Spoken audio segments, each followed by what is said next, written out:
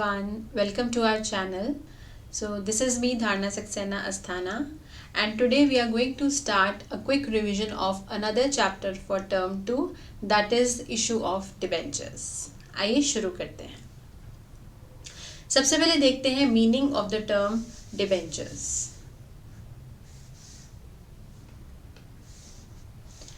तो मीनिंग की जब बात करते हैं, what is the meaning of debentures? A debenture is a type of bond or other debt instrument that is unsecured by collateral.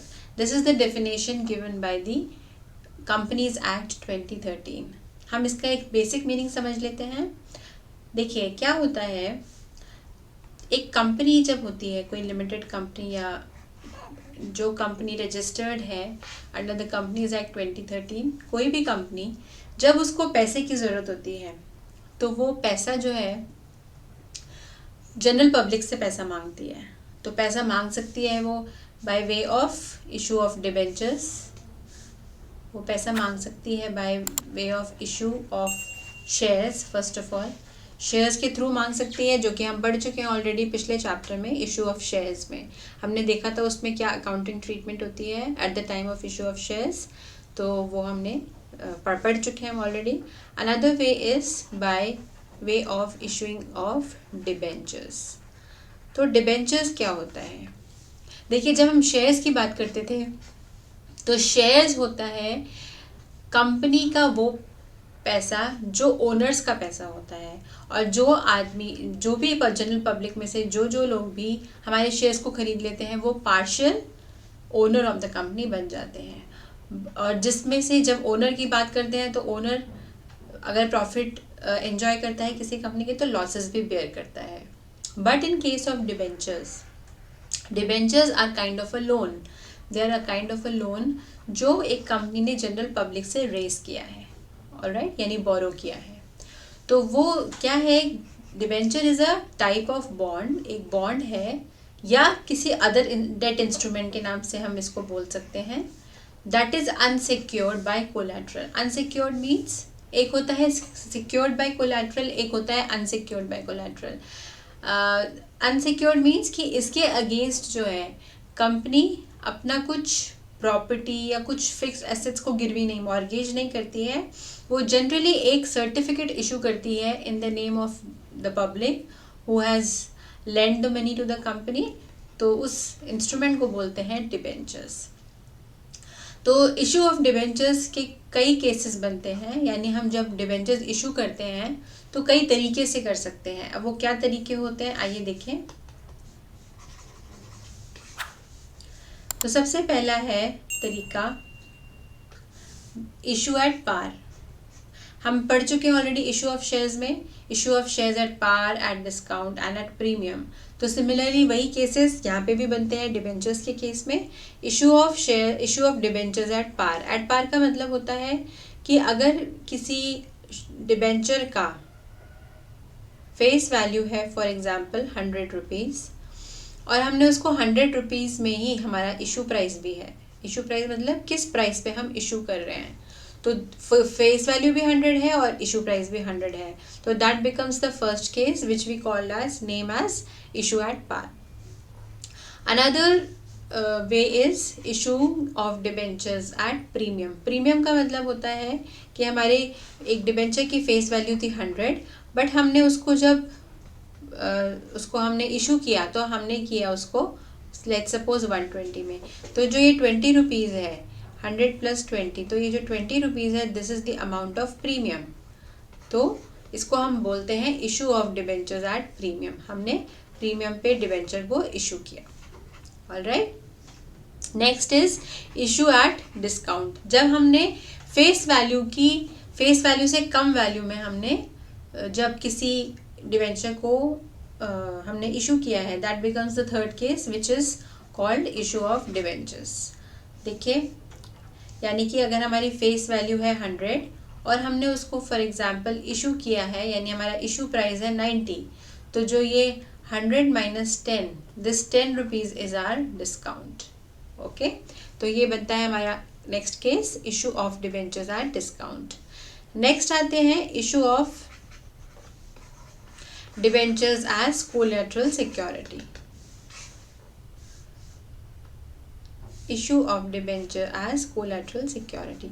Collateral security की जब हम आगे पढ़ेंगे इसको, जब हम इसको डिस्कस करेंगे, then I will tell you the meaning of collateral security, but for now a brief introduction of collateral security. Collateral is nothing but it is an additional security when debentures are issued as an additional security।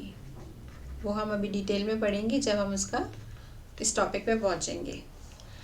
Next है issue of redemption from point of view. Issue from redemption point of view, यानी issue of debentures from redemption point of view.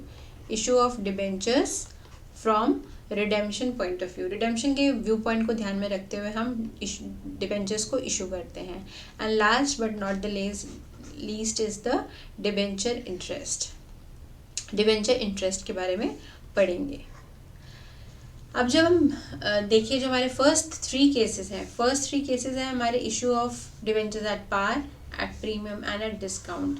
तो इन तीनों का जब हम issue करते हैं, ये डिबेंचर्स इशू होते हैं to the general public, okay. And जब हम स्पेशली जब हम डिस्काउंट और हम from point of view of redemption की बात करेंगे, तो इन दो केसेस में हमें जो पता होना चाहिए, हमें राइट ऑफ पता होना चाहिए। राइट ऑफ कैसे किया जाता है इसके बारे में भी हम आगे पढ़ेंगे। तो ये हमारे केसेस बनते हैं। And all these points covers our chapter of issue of debentures, जिसके बारे में हम क्विक रिविजन देखेंगे आगे के जैसे जैसे हम आगे बढ़ेंगे ग्रेजुअली। Alright, okay.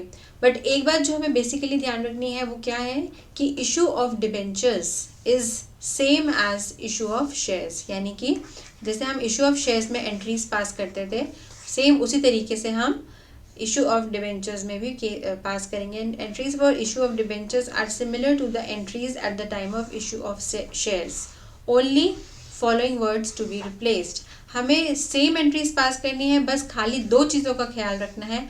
और वो दो चीज़ क्या है? वो दो चीज़ है हमारी टर्म, जो कि हमें सिर्फ रिप्लेस करनी होगी, बाकी पूरा कॉन्सेप्ट सेम चलने वाला है। यानी कि हमारे जो दो थे, शेयर्स को अब से हम इस चैप्टर में रिप्लेस करेंगे डिबेंचर्स से, और हमारी जो शेयर कैपिटल है उस वर्ड को हम रिप्लेस करेंगे इस चैप्टर में परसेंटेज डिबेंचर्स से। यानी अगर आपको बेसिकली इशू ऑफ शेयर्स अगर आपको आता है तो इस चैप्टर में प्रॉब्लम होने ही नहीं वाली है आपको। सिर्फ हमें दो बातों का ख्याल रखना है, हमें शेयर्स को डिबेंचर्स के नाम से अब रिप्लेस करना है, और शेयर कैपिटल को हमें परसेंटेज डिबेंचर्स के नाम से रिप्लेस करना है। ऑलराइट, एक बार एंट्रीज देख लेते हैं। तो आइए देखते हैं एक बार जर्नल एंट्रीज कि कैसे हमने शेयर्स को रिप्लेस करके डिबेंचर्स डाला और शेयर कैपिटल को रिप्लेस करके परसेंटेज डिबेंचर्स डाला, तो हमारी एंट्रीज कैसे चेंज होती हैं। इशू ऑफ शेयर्स के टाइम पे जब हम सबसे पहले इशू की पास करते थे, जब हमारा एप्लीकेशन मनी जब हमने शेयर्स इशू करे हैं, तो शेयर्स इशू करने की एंट्री होती थी bank account debit to share application account. देखिए इस केस में क्या होगी, इशू ऑफ डिबेंचर्स, जब हमने डिबेंचर्स इशू करे हैं, bank account debit to debenture application account. तो शेयर वर्ड को हमने रिप्लेस किया किससे? डिबेंचर्स से। ओके, नेक्स्ट देखिए share application account debit to share capital. This was the entry at the time of transferring the amount of application to share capital account. ये हम तब पास करते थे। तो सिमिलरली डिबेंचर्स के केस में क्या होगा, शेयर वर्ड को हम रिप्लेस करेंगे डिबेंचर्स से, तो हमारा बन गया डिबेंचर एप्लीकेशन अकाउंट डेबिट, और शेयर कैपिटल को हम रिप्लेस करेंगे परसेंटेज डिबेंचर्स से, तो हमारी एंट्री बन गई to percentage debentures account. Alright, next is share allotment account debit to share capital. यहाँ पे शेयर वर्ड को रिप्लेस करेंगे डिबेंचर से, और शेयर कैपिटल को रिप्लेस करेंगे परसेंटेज डिबेंचर्स से। Alright, and last but not the least, bank account debit to share allotment. जब हम अलॉटमेंट मनी को, हमारे अलॉटमेंट मनी रिसीव करते थे, तो हमारी एंट्री बनती थी bank account debit to share allotment. Similarly, in the case of debentures, our entry will be bank account debit to debenture application allotment. तो share word को हमने replace किया debentures से. Alright, and this entry goes on forever and ever. जैसे कि share capital में issue entries pass होती थी. Similarly, in the case of issue of debentures, only two things to be kept in mind. First is to replace the word shares with debentures, and another to replace the word share capital with percentage debentures. All right, तो आगे देखिए. But yes, of course, सारी चीज़ें same है, but there is no entry for forfeiture and reissue of debentures. Like जैसे कि हमारे issue of shares के केस में फॉरफीचर की एंट्री भी होती थी और री इशू की एंट्री भी होती थी, but there is no such entry for forfeiture and reissue of debentures in case of issue of debentures. All right, no entry for forfeiture and reissue in case of debentures. I hope you have got it. All right, आगे बढ़ते हैं. And another case हमारा जो बनता है issue of shares में, वो बनता है calls in arrears and calls in advance. तो ट्रीटमेंट जो इशू के टाइम ऑफ शेयर्स के टाइम पे रहता था, सेम ट्रीटमेंट रहने वाला है eight the time of debentures also for calls in arrears and calls in advance. I hope it is clear. चलिए आगे बढ़ते हैं. नेक्स्ट बनता है हमारा अंडर सब्सक्रिप्शन और ओवर सब्सक्रिप्शन का case. Now what is under subscription? हम सब जानते हैं अंडर सब्सक्रिप्शन हमने पढ़ा था when we studied the under subscription at the time of issue of shares. Under subscription का मतलब होता है किसी कंपनी ने सपोजली 1 लाख शेयर्स इशू करे at the rate of 100 each for example. तो हमारी को जो एप्लीकेशंस आई, वो हमारी एप्लीकेशंस आई 90,000 शेयर्स की.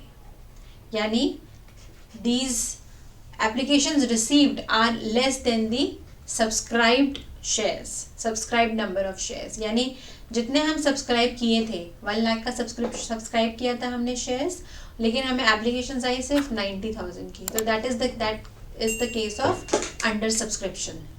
All right, and over subscription, again the name is telling, अगर हमने 1 लाख शेयर्स किसी कंपनी ने सब्सक्राइब करे हैं बट हमारे पास एप्लीकेशंस आई हैं 1,10,000 की, तो इन दिस केस हमारी जो सब्सक्रिप्शन आई है 10,000 एप्लीकेशंस की ज़्यादा सब्सक्रिप्शन आई है. तो that becomes the case of over subscription. और उसको हमारे पास करने के दो तरीके होते हैं. या तो हम एक्सेस एप्लीकेशंस को रिजेक्ट करें या हम प्रोरेटा बेसिस पे इनको अलॉट कर दें. तो same in the case of debentures also. Debentures के केस में भी हमारे दो केस बन जाते हैं. अंडर सब्सक्रिप्शन, तो अंडर सब्सक्रिप्शन है तो कोई प्रॉब्लम ही नहीं है, हमें जितने सब्सक्राइब करे हैं उससे कम रिसीव हुई है एप्लीकेशंस, तो हम सारी एप्लीकेशंस को एंटरटेन करेंगे और उनको अलॉट करेंगे डिबेंचर्स. बट ओवर सब्सक्रिप्शन के केस में again there is a possibility कि या तो हमारे पास दो तरीके हैं, अपॉर्चुनिटी, दो ऑप्शंस हैं. अगर हमने ज़्यादा एप्लीकेशन रिसीव करी हैं, either to reject the excess application, reject the excess application, excess application को आप reject कर दें, या फिर हमारे पास ऑप्शन होता है प्रोरेटा बेसिस पे हम यानी पार्शियल अलॉटमेंट ऑफ डिबेंचर्स कर दें, जैसे कि हम शेयर्स को किया करते थे. ऑलराइट, तो इसका जो ट्रीटमेंट रहेगा that will be the same as in the case of issue of debentures. बस आपको फिर से मैं दोबारा दोहराऊंगी, सिर्फ हमें दो चीज़ों का ध्यान रखना है. सारी एंट्रीज सेम होने वाली है, बट दो एंट्रीज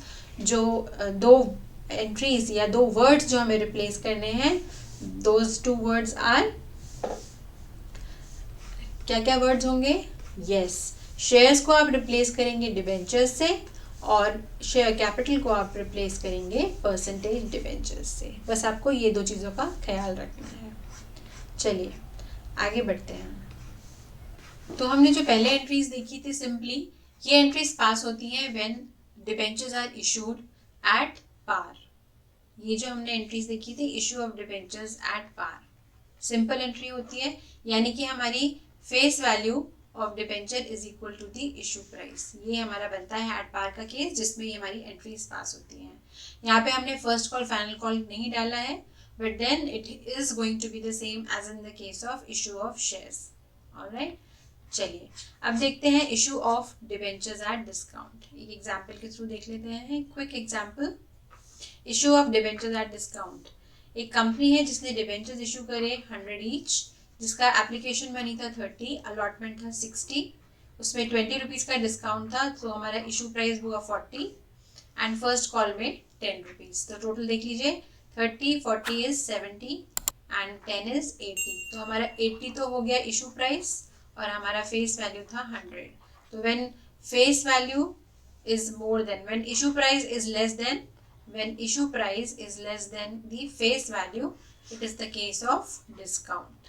Alright, तो उस केस में जैसे हम इशू ऑफ शेयर्स में पास करते थे, same and similar entries pass होंगी। तो क्या क्या एंट्रीज होंगी? Bank account debit to debenture application account. तो ये एंट्री कब पास करते थे हम?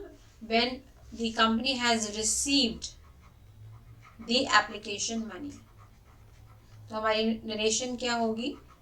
Being application money received by the company on issue of debentures, when application money is received on issue of debentures by the company. Alright, then debenture application को आप transfer कर रहे हैं, यहाँ पे मिस हो गया, debenture application amount debit, debenture application account debit to percentage debentures account. यहाँ पे क्या होगा? जितना भी ये मनी है, यानी 100 इंटू 30 इज 3000, तो 3000 यहाँ पे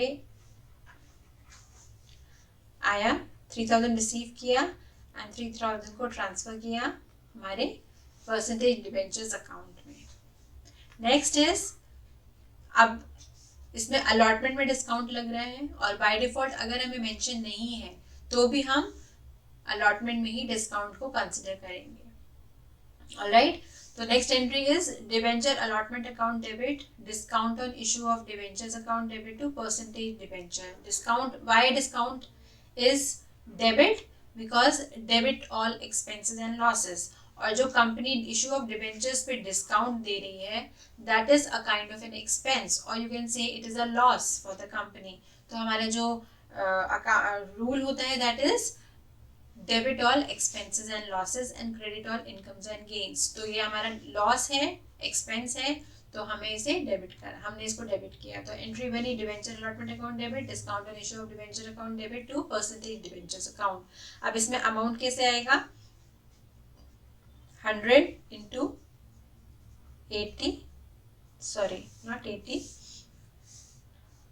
अलॉटमेंट मनी देखिए कितना है, अलॉटमेंट मनी इज 60, बट उसमें 20 रुपीज़ का डिस्काउंट है, तो 40 is the allotment money issued amount.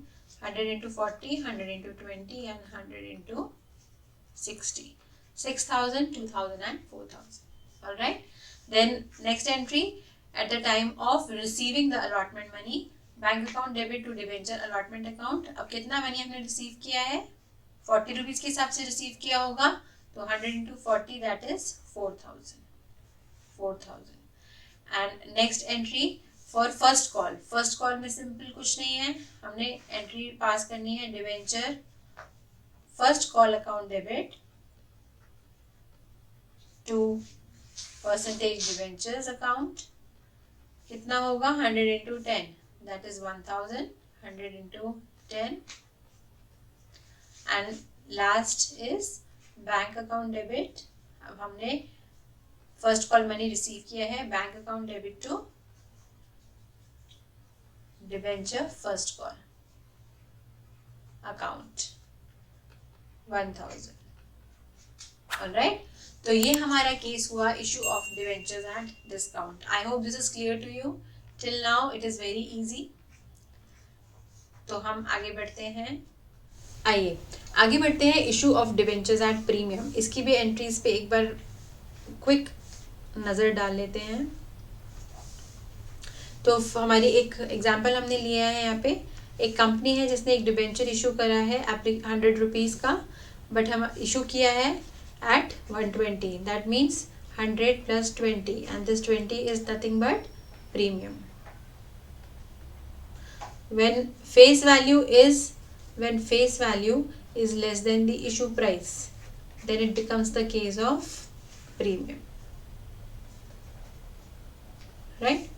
okay, तो डिबेंचर इशू हुआ है एप्लीकेशन मनी पे 30, allotment पे 50 plus 20 that is 70. So 50 is the allotment money and 20 is the premium, amount of premium,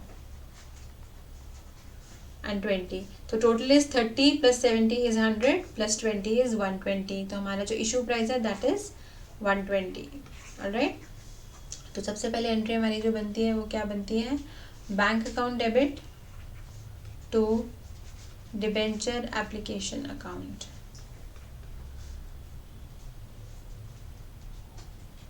thirty debenture application account debit to percentage debentures account 30. Then debenture first call account, allotment account debenture allotment account debit to percentage debentures account to securities premium. Why securities premium is credit? Because it is a gain for the company and the rule is credit all incomes and gains. इसलिए जैसे हमने discount हमारा loss था हमने उसको debit किया, securities premium हमारा profit है, गेन है, तो उसे हम क्रेडिट करेंगे. तो यहाँ पे क्या वैल्यू आएगी, 70 debenture percentage debenture is 20 and premium is 50 percentage debenture is 50 and securities premium is 20. So the total is 70 for credit and 70 for debit. Alright. Then हमने जब debenture allotment money receive किया, so the entry would be bank account debit to debenture allotment account. How much? 70 के हिसाब से हमने पैसा receive किया है, 20 रुपीज़ का प्रीमियम और 50 रुपीज़ का allotment money. And last but not the least is debenture first call account debit to percentage debentures account 2020 and bank account debit to debentures first call account 2020. So simply this is the case of issue of debentures at premium. I hope this is very easy to understand because in no way it is different from issue of shares. सिर्फ दो term का ध्यान रखना है, debentures को आप shares को आप डिबेंचर्स वर्ड से रिप्लेस करेंगे और शेयर कैपिटल को आप परसेंटेज डिबेंचर से रिप्लेस करेंगे. आई होप यहाँ तक हमें कोई कन्फ्यूजन नहीं है. तो नेक्स्ट केस है हमारा issue of debentures to a vendor. देखिए वेंडर क्या होता है, इस पर्टिकुलर केस में होता क्या है, पहले मैं आपको एक स्टोरी इसके थ्रू समझाती हूँ. मान लीजिए कोई एक कंपनी है, company with the name x limited company है. इसने एक कंपनी वाई है, वाई लिमिटेड कंपनी, इसको एक्वायर करा मतलब इसको परचेज किया, इसने इसको एक्वायर करा. अब एक्वायर करने के टाइम पे जितनी भी एसेट्स और लायबिलिटीज वाई लिमिटेड कंपनी की होंगी that will now be owned by X limited. जितनी भी एसेट्स हैं या लायबिलिटीज हैं, अब उसकी जिम्मेदारी किसकी है, जिम्मेदारी है एक्स लिमिटेड कंपनी की. ओके. तो जब एक्स लिमिटेड ने वाई लिमिटेड को खरीद लिया तो जनरली क्या होता है, उसको वो कैश पे करेगी. बट समटाइम्स ऐसा होता है कि पैसा पे ना करके ये एक्स कंपनी जो है अपने डिबेंचर्स इशू कर देगी वाई लिमिटेड कंपनी को इन प्लेस ऑफ कैश. यानी बिजनेस तो खरीद लिया, जो वाई लिमिटेड का बिजनेस था उसको तो एक्वायर कर लिया एक्स लिमिटेड ने, लेकिन इंस्टेड ऑफ पेइंग कैश पे ना करके कंपनी एक्स ने क्या किया, इसने डिबेंचर्स इशू करे वाई के नेम पे, डिबेंचर्स इशू करे वाई को दे दिए, डिबेंचर्स इशू करे अपने डिबेंचर्स वाई को दे दिए. यानी कि कैश की जगह पे उसने डिबेंचर्स को इशू कर दिया। ऑलराइट, तो देखिए इस केस में भी सिमिलर ट्रीटमेंट होता है जैसे शेयर्स के केस में होता था। आइए एक बार कंपैरिजन करेंगे सो दैट आपको थोड़ा इजी रहेगा समझने में। ओके, देखिए इन case of shares eight the time of purchase of business purchase करते वक्त शेयर्स के केस में हम क्या एंट्री पास करते थे, assets account debit, assets debit होती हैं तो एसेट्स को डेबिट करते थे, लाइबिलिटीज को क्रेडिट करते थे और टू वेंडर करते थे। और जो भी हमारी बैलेंसिंग फिगर आती थी, अगर हमारी बैलेंसिंग फिगर डेबिट होती थी तो हम गुडविल के नाम से लिखते थे, अगर हमारी बैलेंसिंग फिगर क्रेडिट होती थी तो हम कैपिटल के रिजर्व के नाम से लिखते थे। ये हमारी एंट्री पास होती थी। या एक शॉर्ट एंट्री पास होती थी, assets account debit to vendors account. जब हमारी एसेट्स और लायबिलिटी गिवन नहीं होती थी तो हम परचेज करते वक्त क्या करते थे, एसेट्स खरीद ली हैं वेंडर्स से तो हम एक सिंगल एंट्री पास करते थे। यस, तो हमारा जो डिबेंचर्स के केस में भी सेम ट्रीटमेंट रहेगा। हमारी एंट्रीज क्या हो जाएंगी, वही सेम 2 रूल्स याद रखने हैं आपको कि हमें चलिए करते हैं पहले फिर देखते हैं। Assets account debit to liabilities account debit, to liabilities account to vendor account. और हमारी अगर डेबिट साइड पे आएगा हमारा बैलेंसिंग फिगर तो वो होगा हमारा गुडविल,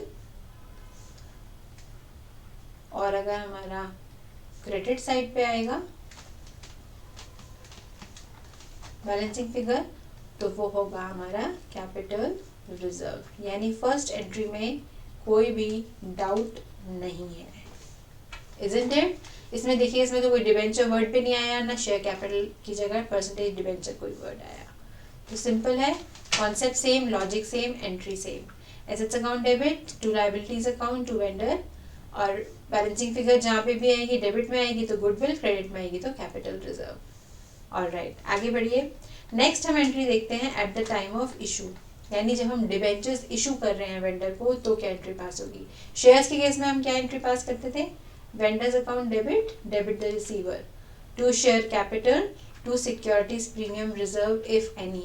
यानी कि अगर शेयर्स इशू करे हैं प्रीमियम पे तो सिक्योरिटीज प्रीमियम रिजर्व आएगा, otherwise only vendor to share capital. और हम अमाउंट कैसे निकालते थे, नंबर ऑफ शेयर्स कैसे निकालते थे, जो अमाउंट पे किया है divided by issue price. Issue price is in this particular case जब प्रीमियम है तो इशू प्राइस हमारा होगा face value plus securities premium. Alright, but in case of debentures हमारी एंट्री क्या हो जाएगी, vendors account debit to percentage debentures. Share capital को रिप्लेस किया हमने परसेंटेज डिबेंचर्स से। और अगर डिस्काउंट पे इशू करा है तो discount on issue of debentures debit हो जाएगा, और अगर प्रीमियम पे इशू किया है तो सिक्योरिटीज प्रीमियम रिजर्व हमारा क्रेडिट हो जाएगा। बाकी logic same, concept same, entry same, बस only thing to remember, in place of share capital we have written percentage debentures, that is the only change in the entry. All right, आइए अब देखते हैं next case, issue of debentures as collateral security. तो देखिए, इसको जानने से पहले हम एक छोटी सी स्टोरी सुनते हैं और फिर देखते हैं, कोशिश करते हैं समझने की इस वर्ड के मीनिंग का।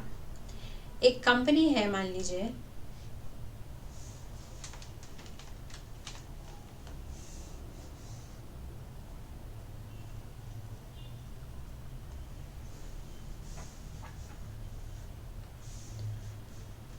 आइए देखते हैं issue of debentures as collateral security.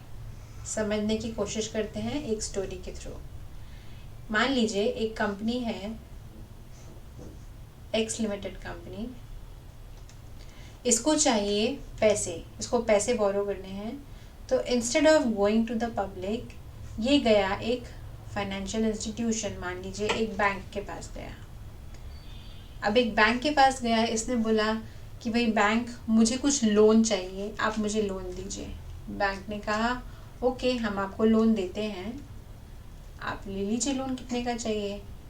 Bank ने, एक्स लिमिटेड ने कहा कि मुझे तो 20 लाख रुपए का लोन चाहिए। तो इसने कहा बिल्कुल लीजिए, 20 लाख रुपए का लोन ले लीजिए। तो जैसे ही 20 लाख रुपए मिले, एक्स लिमिटेड ने अपनी बुक्स में एंट्री मारी, bank account debit to bank loan account 20 lakhs। Okay जी, आगे देखते हैं। अब क्या हुआ, बैंक ने कहा अरे भाई साहब एक्स लिमिटेड रुकिए ज़रा, पैसे तो हमने आपको दे दिए हैं, अब इसके बदले में आप हमें कुछ सिक्योरिटी तो दीजिए, सिक्योरिटी। तो एक्स ने कहा ठीक है, सिक्योरिटी में आप मेरी बिल्डिंग ले लीजिए, आप मेरा लैंड ले लीजिए, या फिर फर्नीचर ले लीजिए, कुछ भी ले लीजिए। तो फिर बैंक ने कहा नहीं, हमें इन सब के अलावा भी कुछ चाहिए, आप हमसे इतना बड़ा अमाउंट तो लेके जा रहे हैं, ये तो आप दे रहे हैं तो देते रहिए इसमें से जो भी आपको देना है, बट आपको एक और एडिशनल चीज़ हमें देनी होगी। तो एक्स ने कहा ठीक है, आप ऐसा करो, मैं आपके नाम पे डिबेंचर्स इशू करता हूँ, एक सर्टिफिकेट देता हूँ डिबेंचर्स का, तो आप ये ले लीजिए और आप मेरे को 20 लाख रुपए के बदले आप मेरा सिक्योरिटी तो ले ही लीजिए, और एडिशनल सिक्योरिटी में अगर आप कुछ चाह रहे हैं तो आप मुझसे डिबेंचर्स ले लीजिए। तो इस एडिशनल सिक्योरिटी को, या हम इसको सेकेंडरी सिक्योरिटी के नाम से भी जानते हैं, सेकेंडरी सिक्योरिटी को हम नाम देते हैं कोलैटरल सिक्योरिटी। ओके, तो कोलैटरल सिक्योरिटी, इसकी एंट्री को हम अभी देखते हैं। पहले ये जो हमने एंट्री पास करी है इसकी पोस्टिंग देख लेते हैं ज़रा, जो हमने एंट्री पास करी है बैलेंस शीट में, इसको कहाँ दिखाएंगे, बैलेंस शीट में, क्योंकि ये 20 लाख का loan is for the longer period of time. Generally जब हम डिबेंचर्स इशू करते हैं तो हम यही मान के चलते हैं जो हमने लोन लिया that is for longer period of time, long term, तो फिर वो हमारी नॉन करंट लाइबिलिटी बन जाती है। तो नॉन करंट लाइबिलिटी में एक होता है कॉलम लॉन्ग टर्म बोरोइंग्स के नाम से, तो उस लॉन्ग टर्म बोरोइंग्स में आप दिखाएंगे बैंक लोन, कितने का, bank loan of 20 lakhs। Okay जी, चलिए आगे देखते हैं। अब बात करते हैं हमारी एडिशनल सिक्योरिटी, यानी जो हमने बैंक को डिबेंचर्स इशू करे एज कोलेटरल सिक्योरिटी, उस सिचुएशन में हम क्या होता है। तो देखिए उस सिचुएशन के दो मेथड्स होते हैं। एक मेथड तो हमें जो बोलता है, जो आपको थियोरेटिकली भी पढ़ने को मिलेगा, तो एक मेथड है हमारा मेथड 1 नेग्लेक्ट, या हम इसको इग्नोर कर देते हैं।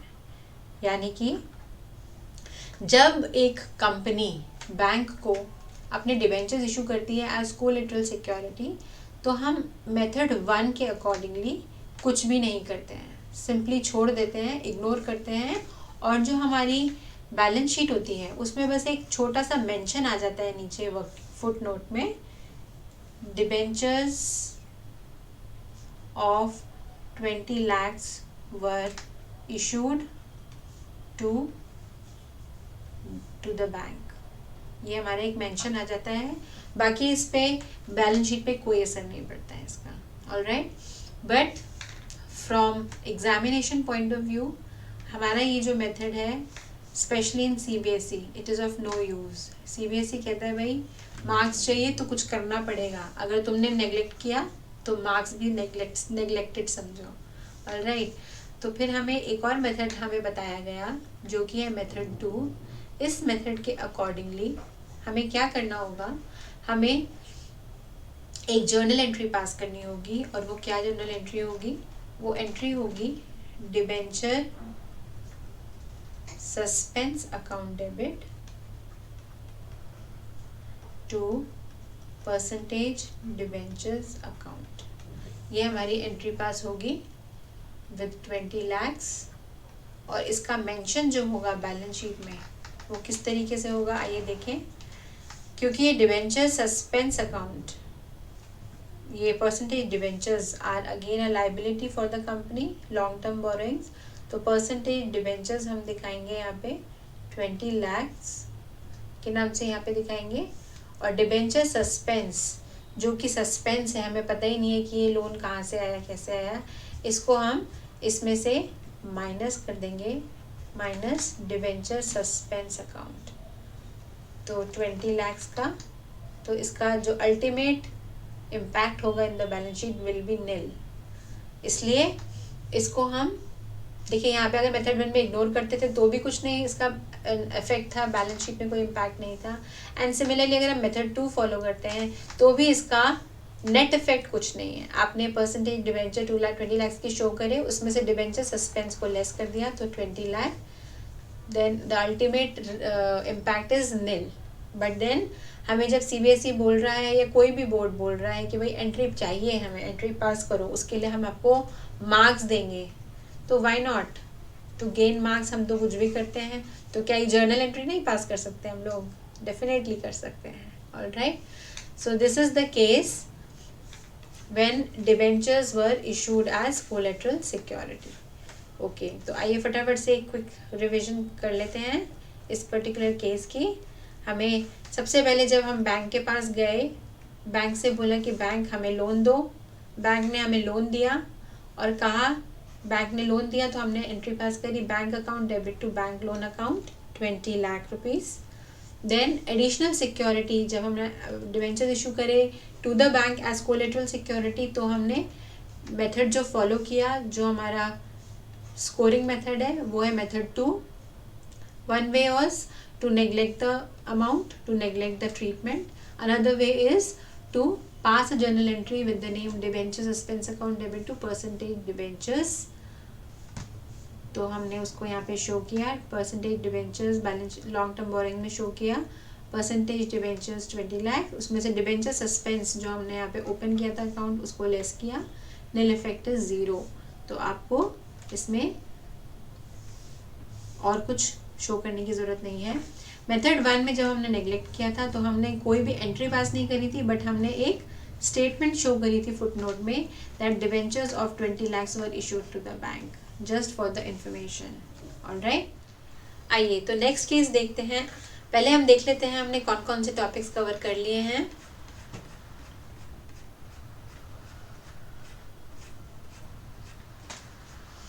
हम कर चुके हैं issue of debentures at par, at premium, at discount and as collateral security. Next case is issue of debentures from redemption point of view.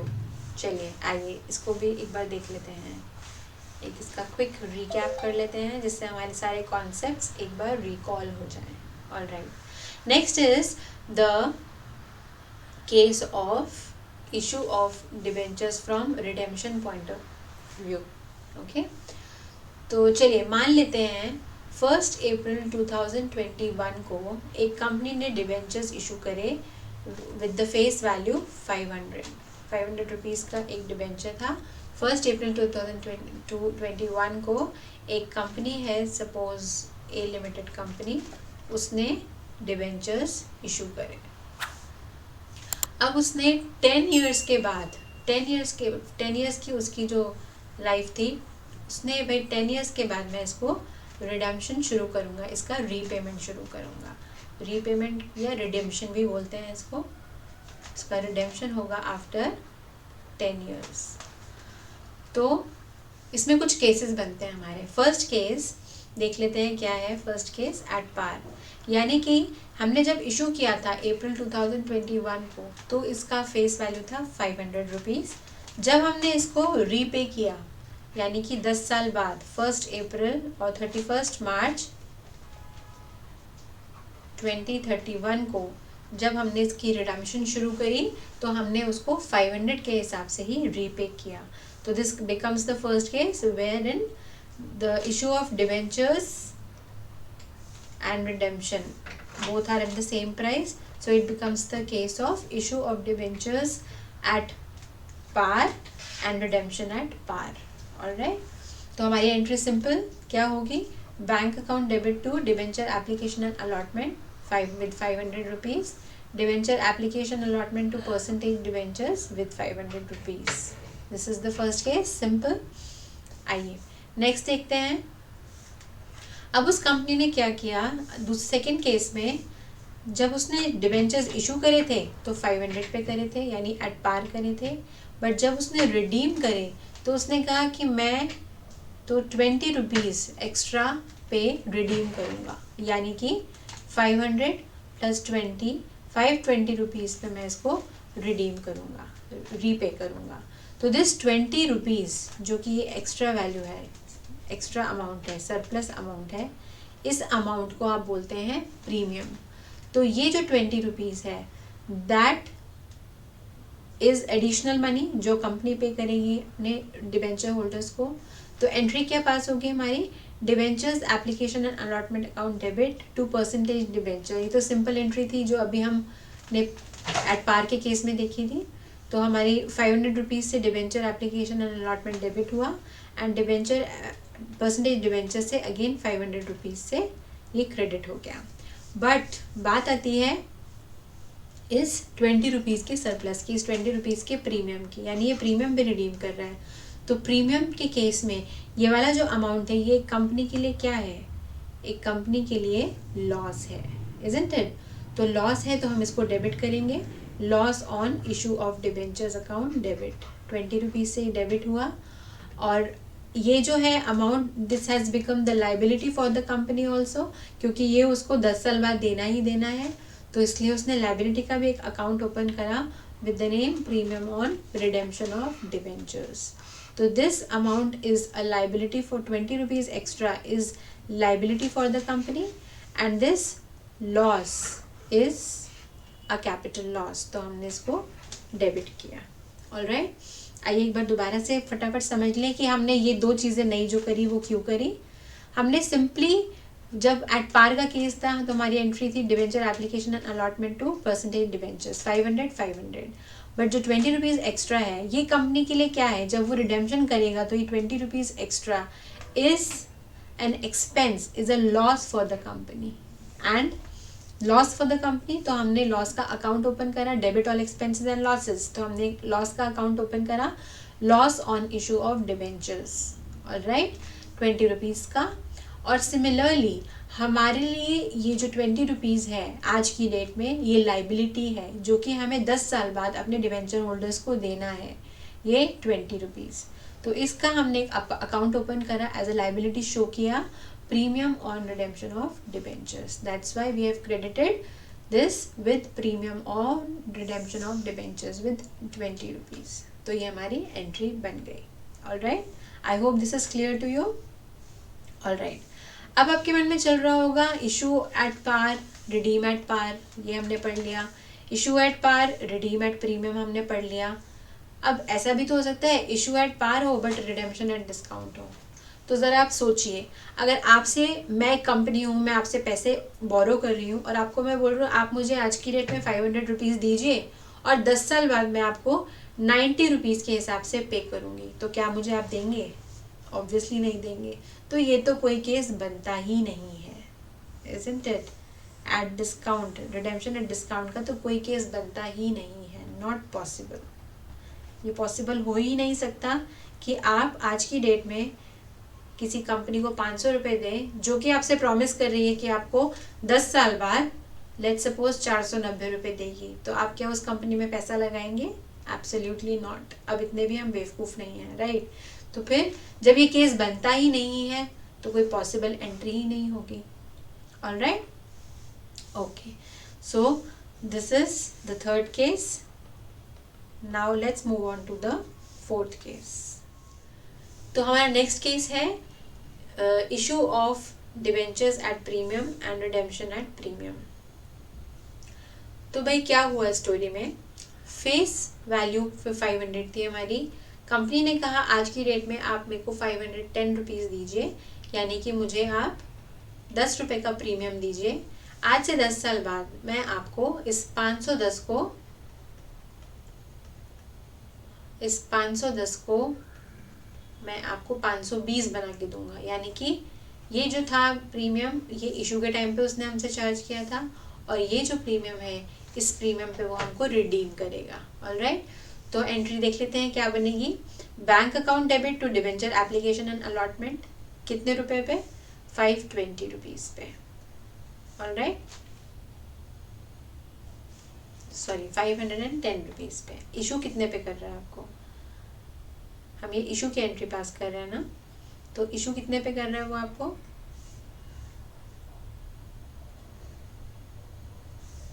510 rupees पे। फिर debenture application and allotment account debit to percentage debentures 510 और to premium on to securities premium. Alright, देखिए इस entry को हम एक बार दोबारा अच्छे से समझ लेते हैं।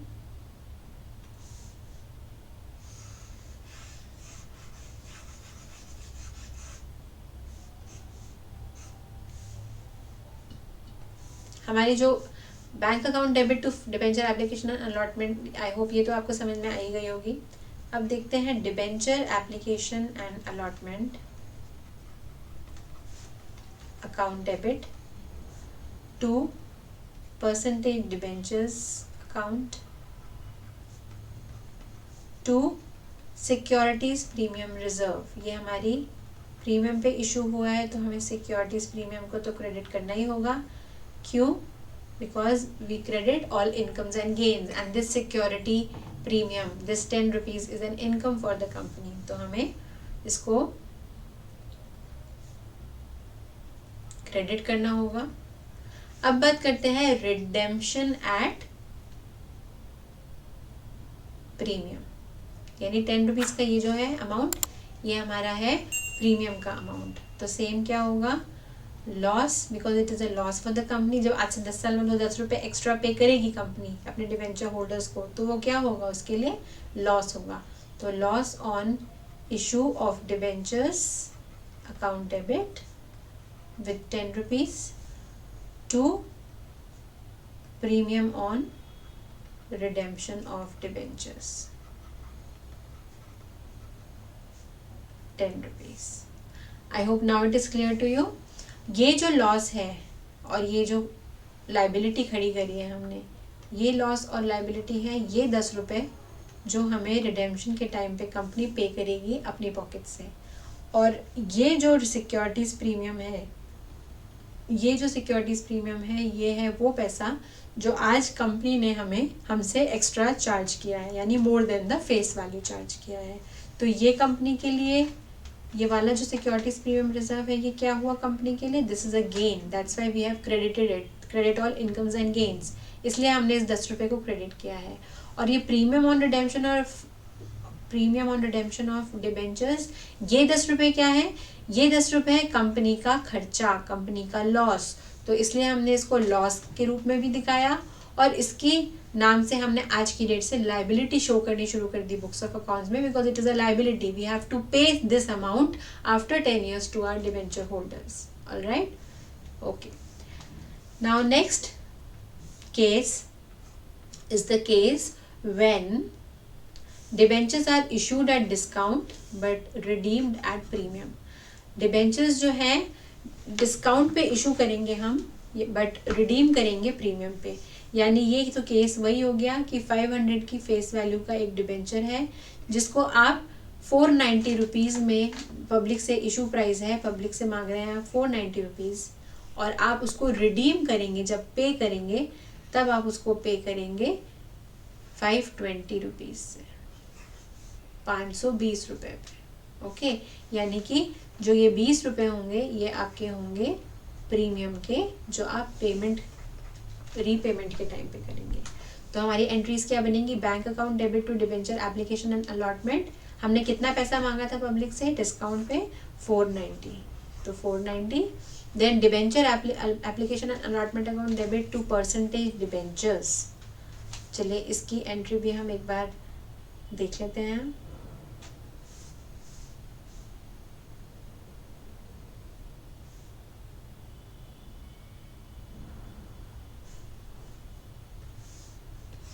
इसकी एंट्री भी हम एक बार बना के देख लेते हैं।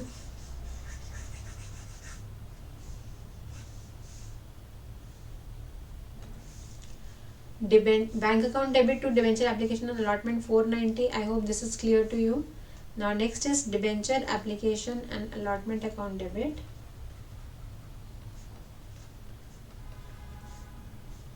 Discount on issue of shares account debit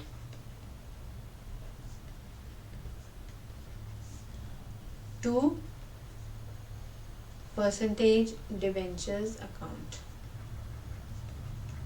अब इसमें क्या आएगा 490 जो हमने इशू प्राइस था हमारा। डिस्काउंट में क्या आएगा, sorry discount of debentures,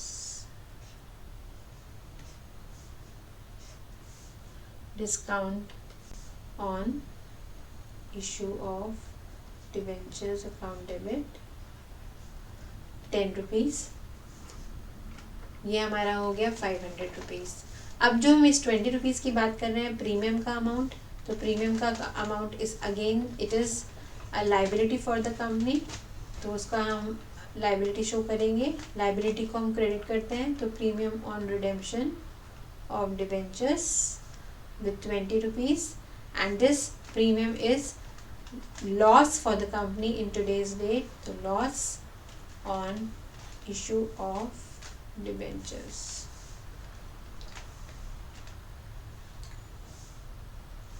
loss on issue of debentures debit, तो ये 20 रुपीज़। तो हमारा again I am repeating the same thing, this loss and this premium is of 20 rupees. ये लॉस क्यों डेबिट किया, because credit debit all expenses and losses, तो इसलिए हमने लॉस को डेबिट किया। और premium on redemption of debentures it is a kind of liability for the company, that's why credit the liabilities, so हमने इसको क्रेडिट किया। I hope this is clear to you. Alright, तो आइए start करते हैं last topic को, last topic of this chapter which is debenture interest. तो आइए देखते हैं डिबेंचर इंटरेस्ट होता क्या है। मान लीजिए एक कंपनी है एक्स लिमिटेड कंपनी, जिसने 1 अप्रैल 2020 को अपने 50,000 10% डिबेंचर्स इशू करे ऑफ 100 ईच। तो उसने कहा अपनी डिबेंचर होल्डर से कि भाई मैं तो हूँ तुमको 31 मार्च 2021 को तुम्हें मैं इंटरेस्ट पे करूँगा एट द रेट ऑफ 10%। तो डिबेंचर होल्डर्स ने सोचा भाई पूरे साल हमें कुछ मिलेगा ही नहीं, हमारा पैसा ब्लॉक पड़ा है, तो क्या फ़ायदा डिबेंचर्स खरीदने का किसी कंपनी के। तो उस चीज़ को मद्देनज़र रखते हुए कंपनीज एक्ट 2013 ने हमें एक ऑप्शन दिया, यानी कंपनीज को एक ऑप्शन दिया of paying the interest half yearly, यानी कि उसने एक्ट ने कहा कि 30 सितंबर हर साल के 30 सितंबर को मिड ईयर को आपको अपने डिवेंचर होल्डर्स को इंटरेस्ट पे कर देना है फॉर दीज 6 मंथ्स। ऑलराइट, इस 6 महीने के लिए इंटरेस्ट पे कर देना है। तो क्या करेंगे, ये कंपनी जो है इंटरेस्ट पे करेगी डिवेंचर होल्डर्स को। तो आइए पहले ज़रा देख लें इंटरेस्ट का अमाउंट कितना आएगा। इंटरेस्ट का अमाउंट होगा हमारा 50,000 डिबेंचर्स ऑफ 100 ईच, ये तो हो गई amount, into this 10% is the rate of interest into 6 months, because this tenure is for 6 months. तो 6 मंथ्स का इंटरेस्ट कितना हो गया, इट इज 2,50,000। ओके, अब बात करते हैं बिफोर पेइंग द इंटरेस्ट एक और चीज़ को हमें कंसिडर करना होगा which is very important and it is about, चलिए देखते हैं आप गेस कर पाते हैं कि नहीं। इसके लिए हम स्टोरी को कंटिन्यू करते हैं। एक्स लिमिटेड ने कहा कि भाई मैं जो इंटरेस्ट पे करूँगा एक डिबेंचर होल्डर को, मान लीजिए 100 रुपीज़ का डिबेंचर था, इसने कहा मैं तुम्हें डिबेंचर जो है अमाउंट पे करूँगा। अब जब डिबेंचर होल्डर के पास पैसा आया तो डिबेंचर होल्डर के पास गवर्नमेंट आ गई, गवर्नमेंट अपना तीर लेकर आ गई कि भाई लाओ पहले मुझे टैक्स लाओ, 100 रुपये तो तुमने कमाए, अब 100 रुपये पे कुछ टैक्स तो दो। तो कंपनी ने मान लीजिए सपोज टैक्स लगा एट द रेट ऑफ 10%, तो इससे 10 रुपये इस गवर्नमेंट ने ले लिए। तो ये जो गवर्नमेंट ने 10 रुपये लिए, वो देने के बाद जो इस डिबेंचर होल्डर के पास अमाउंट बचा, वो कितना बचा? Net amount is 90 rupees, isn't it? लेकिन जरा सोचिए कि एक्स लिमिटेड ऐसे कितने सारे डिबेंचर होल्डर्स को पेमेंट करने वाली है, तो क्या हर डिबेंचर होल्डर के पास गवर्नमेंट जाएगी और 10-10 रुपये मांगेगी? आप ज़रा सोचिए, हर डिबेंचर होल्डर के पास जाके उससे पैसे मांगेगी, law by tax law, law by tax law. तो क्या हर इतने सारे लाखों की तादाद में जो डिबेंचर होल्डर्स होते हैं, क्या गवर्नमेंट के लिए इजी टास्क होगा कि हर एक डिबेंचर होल्डर को ट्रेस करे, उसके पास जाए, उससे टैक्स की मांग करे? क्या ये पॉसिबल, ये ज़्यादा इजी होगा? या ये तो वैसे था पुराना तरीका जो हमारा टैक्स पे करने का था, this is the old method, old way of doing it. पर आजकल के मॉडर्न वर्ल्ड में क्या होता है, जो गवर्नमेंट होती है, वो government instead of going directly to the debenture holders, वो जाती है सीधे कंपनी के पास, और कंपनी के पास जाके बोलते हैं, भाई कंपनी लाओ ज़रा टैक्स पे करो, तुम टैक्स पे करो, और जो पैसा बचे आफ्टर पेइंग टैक्स वो तुम अपने डिबेंचर होल्डर्स को दे दो, तो मेरी सिरदर्दी ख़त्म। यहाँ क्या है, यहाँ पे गवर्नमेंट को सिर्फ एक बंदे के पास जाना है और टैक्स के लिए मांगना है। यहाँ उसको छोटे छोटे अमाउंट के लिए हर डिबेंचर होल्डर को ट्रेस करना है और उसके पास जाना है। तो which way is better? Obviously the modern way is better, isn't it? तो अब यही रूल फॉलो होता है, यही तरीका फॉलो होता है, modern way, which according to which government जो है instead of going directly to the debenture holder, it goes to the source of tax, और सोर्स के पास जाके बोलते हैं, भाई लाओ मेरा टैक्स, तो बाद में तुम अपने डिबेंचर होल्डर्स को पे करते रहना। ऑलराइट? तो इस प्रोसेस को, इस टैक्स को एक नाम दिया गया which is tax deducted at source. Source पे ही टैक्स की डिडक्शन हो गई है, यानी कि इसको हम शॉर्ट टर्म में बोलते हैं TDS। ऑलराइट? तो आइए अब एक बार निगाह डालते हैं क्या एंट्रीज पास होंगी। 30 सितंबर को जब हमने इंटरेस्ट पे करना है, तो इंटरेस्ट पे करने की एंट्री क्या होगी? Debenture interest account debit to debenture holder to TDS payable. TDS payable, जो TDS हमने 10 रुपीज़ का गवर्नमेंट को दिया है, जो TDS हमने 10 रुपीज़, 90 रुपीज़ हमने डिबेंचर होल्डर्स को दिए हैं, 10 रुपीज़ का जो इंटरेस्ट है, सॉरी टैक्स है, वो हमने गवर्नमेंट को दिया है। ये 10 रुपीज़ गवर्नमेंट को पे करे हैं, तो वो डिडक्ट हो जाएंगे टू TDS पेएबल।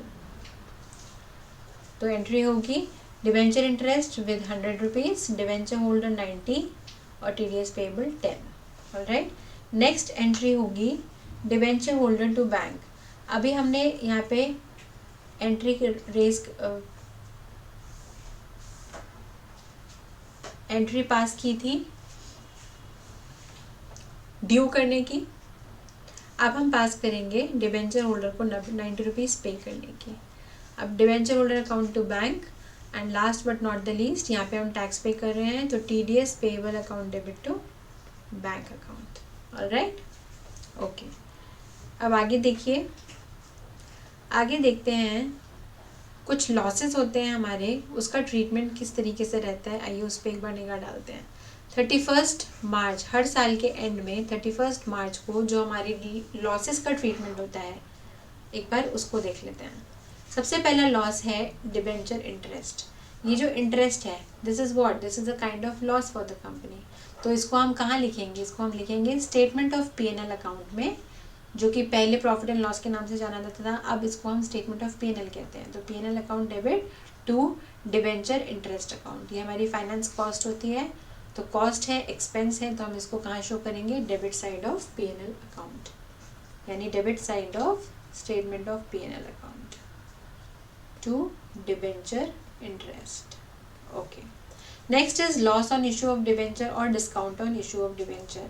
देखिए इसमें क्या होता है, loss on issue of debentures का बेबी समझ लीजिए, it is a kind of baby. Discount is on issue of debenture is kind of a baby for loss on issue of debenture, तो it means the same thing. तो इसके case में entry जो पास होती है वो होती है capital reserve account debit, securities premium reserve account debit, general reserve account debit और statement of P&L account debit to loss और discount on issue. Alright, so this is the entry. यानी कि सबसे पहले इस लॉस को, जो देखिए क्या हुआ है इस एंट्री में, इस एंट्री में राइट ऑफ हुआ है, राइट ऑफ हो रहा है. तो सबसे पहले जो राइट ऑफ करेंगे इस लॉस को या डिस्काउंट को, वो करेंगे first is from capital reserve, second is securities premium reserve और उसके बाद अगर बचता है तो जनरल रिजर्व या स्टेटमेंट ऑफ P&L से इस लॉस को हम राइट ऑफ करेंगे. अंडरस्टूड. तो हमारी जो सीरीज रहेगी वो यही रहेगी. First is capital reserve, second securities premium reserve and third is general reserve और statement of P&L. Alright, to loss और discount on issue. I hope this much is clear to you. चलिए अब एक बार निगाह डाल लेते हैं अपने लेजर पे. यानी कि जो हम कई बार हमसे क्वेश्चन में पूछ लेता है डिबेंचर इंटरेस्ट अकाउंट बनाइए, जिसका वर्णन बुक में शायद ही हो, बाकी अगर होगा तो कुछ लिमिटेड नंबर ऑफ क्वेश्चंस ही होंगे. तो अगर आपको नहीं भी पता है तो क्या हम एक सिंपल सी एंट्री जो हमने जर्नल एंट्री सीखी है उससे क्या हम लेजर अकाउंट नहीं बना सकते हैं? डेफिनेटली हम बना सकते हैं, इजंट इट? तो आइए अब बनाना सीखते हैं लेजर्स. लेजर्स में कई बार क्या होता है, क्वेश्चन में हमसे डिबेंचर इंटरेस्ट अकाउंट मांग लेता है. आपको बुक में शायद ही मिले, या अगर मिलेगा भी तो लिमिटेड नंबर ऑफ क्वेश्चंस मिलेंगे. तो डोंट इग्नोर इट. आपको बस पता होना चाहिए, आए चाहे नहीं आए, but we should at least know कि बाई चांस इन केस आ जाए तो क्या करेंगे. देखिए सिंपल है, कुछ नहीं. हमने 11th स्टैंडर्ड में सीखा था जर्नल एंट्री से लेजर कैसे बनाया जाए, इजंट इट? हम इतने बेवकूफ़ तो नहीं हैं कि हम जर्नल एंट्री बनाना सीख जाएं लेकिन हम लेजर पोस्टिंग ना सीख पाएँ. तो हमने जो एंट्रीज पास करी है डिबेंचर इंटरेस्ट की, देखिए सबसे पहली एंट्री हमने क्या पास करी थी, that was debenture interest to debenture holder to TDS payable. तो इसको पोस्टिंग करनी है, debenture interest to debenture holder to TDS payable. तो हमने डिबेंचर इंटरेस्ट अकाउंट के डेबिट साइड में आप क्या लिखेंगे, to debenture holder account debit to TDS payable. Isn't it? 90 rupees and 10 rupees. Next posting हमने करी थी, जो नेक्स्ट जर्नल एंट्री करी थी वो हमने करी थी यहाँ पे देखिए, statement of P&L to debenture interest. तो क्या है ये, debenture interest is credit and statement of P&L is debit. तो क्या हम यहाँ पे पोस्टिंग नहीं कर सकते हैं? 31 मार्च को बाय स्टेटमेंट ऑफ P&L कितने अमाउंट से करनी होगी हमको? क्या हमने अमाउंट लिखा था यहाँ पे? नहीं लिखा था, बट क्या था अमाउंट हमारा इंटरेस्ट का? इट वाज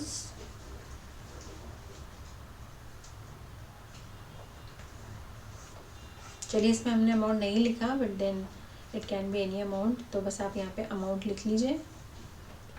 ऑलराइट, बस इसको क्लोज कर दीजिए. तो ये आपका तैयार हो गया डिबेंचर इंटरेस्ट अकाउंट. ये आपका 2020 का हुआ, दिस इज 2021.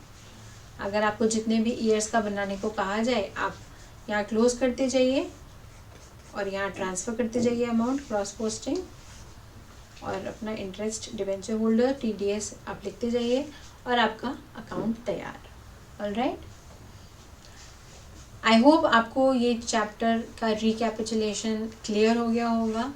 इन केस आपको कोई टॉपिक है जो समझ में नहीं आया, या आप कोई एक कॉन्सेप्ट चाहते हैं कि दोबारा हम आपको समझाया जाए, please write into me in the comment box and I will try to solve your query as early as possible. देखिए हमारा ये लास्ट टॉपिक भी कवर हो चुका है. तो हम इस टॉपिक में कवर कर चुके हैं issue of debentures at par, issue of debentures at premium, at discount, as collateral security, issue of debentures from redemption point of view and debenture interest. हम सारी चीज़ें कवर कर चुके हैं. तो आई होप आपको सब समझ में आया होगा. In case of any doubt, any query, please write into me in the comment box and I will come up with the solution as early as possible. Thank you and have a nice day.